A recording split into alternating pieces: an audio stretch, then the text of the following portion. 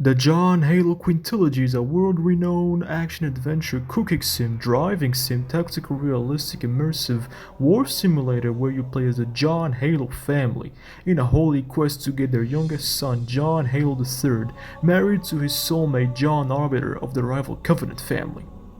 It was a very well-selling series during the era of the Xbox, where Microsoft made a deal with Klaus Schwab, the third chairman of the World Economic Forum clan, in order to get a license to use basic human emotions in their products. It sparked a revolution in how games should narrate their stories by adding love triangles to every game, a concept that will later get stolen by John Call of Duty and his video game franchise, Call of Duty Old Warfare. This famous love story spanned over 5 games, 2 console generations, 100 million tissues, plus some 2 other games that were considered to be of the subpar quality. But none of that matters for now, because for now, we gotta start with our Halo origin story.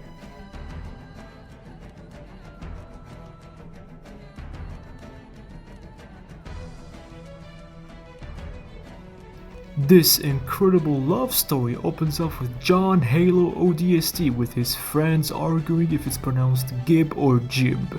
This argument is about to go very bad as everyone is at each other's throats on this debate that has lasted over 40 generations of Quake players.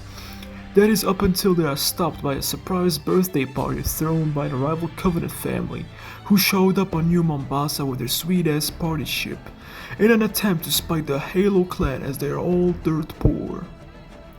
John Halo ODST obviously doesn't approve of this, so he and his friends jump down into the city with their mobile, World Economic Forum sponsored transportable housing unit. However, because you can't have shit in New Mombasa, John Halo ODST's pod is shot down by a loose party confetti and crashes down into the local McDonald's. While John Halo ODST is in a brutal comatose from his intense fight against high blood sugar induced demons, we follow his squad throughout the city as they all have to fight through the vile Covenant as they are partying down way too hard on the street. Now would be a good time to talk about the game part of the game. It's pretty fun. It's got everything you'd expect from the games of the mid to late 2000s. You got the good old 2 weapon limit, all types of family-friendly transportation methods, smart enemies that really don't like your face, buildings falling for no reason, war criminals running on tanks just like the Balkan Wars, suicide bombers approved by the Pakistani government, friendly fire incidents that allow you to get a free gun from your mates, pseudo-stealth mechanics that would make that one sneaking game mode from Jabroni Brawl Episode 3 look like a fucking Metal Gear Solid game, night vision, semi-open worlds, and finally a nice early morning drive through New York highway on your way to work. As you can notice, John Halo and his friends are very loyal to their family as they have to put up with all of this shit to preserve their family honor and their right to be the son of John Halo. After 6 hours, our main man, John Halo ODST, wakes up after single-handedly destroying the American insulin industry in his sleep. He gets out of his pod and after realizing he's all alone, his insulin-induced paranoia kicks in and starts hallucinating and mistaking the Covenant for vile, evil, bloodthirsty monkey aliens. This is the actual great part of this rom-com, as you are stuck all alone in the streets of Detroit. Well, you and the aliens. You can see them screwing around and doing such evil things as sleeping and selling drugs and stealing cars. You can follow the famous words of Captain Price and wait for them to either pass or for you to take them out, but obviously taking them out is way funnier. And you've got a lot of tools to help you with that, like the world's worst assault rifle, a suppressed SMG with a very funny noise, a pistol with an invincible 2x scope, the intervention from Call of Duty Modern Warfare 2, a rocket launcher, and finally the most important thing in your arsenal, grenades.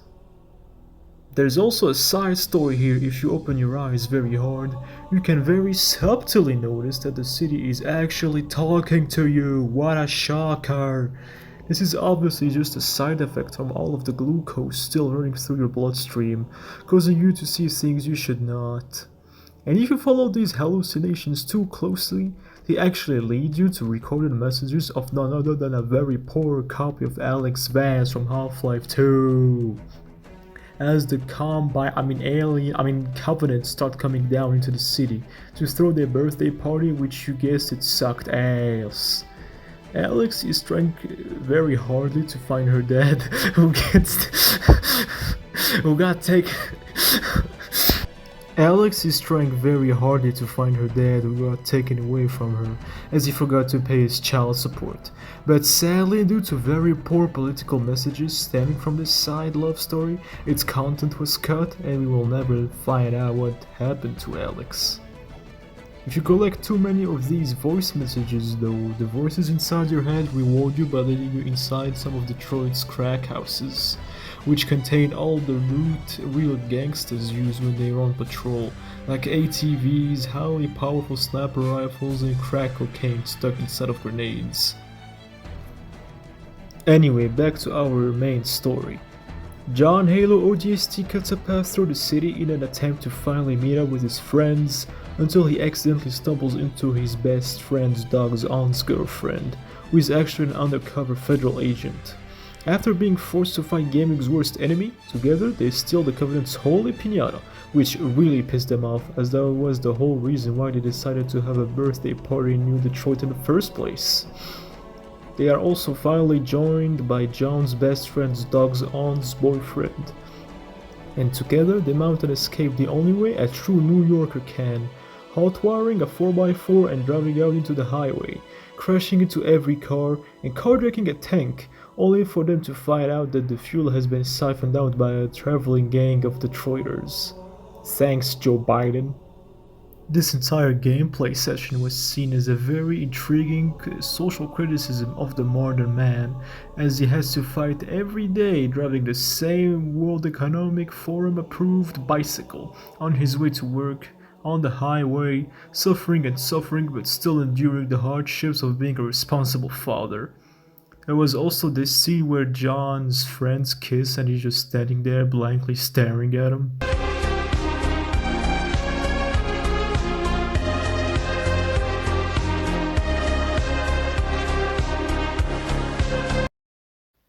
Finally, together, they make a stand at the local Wendy's.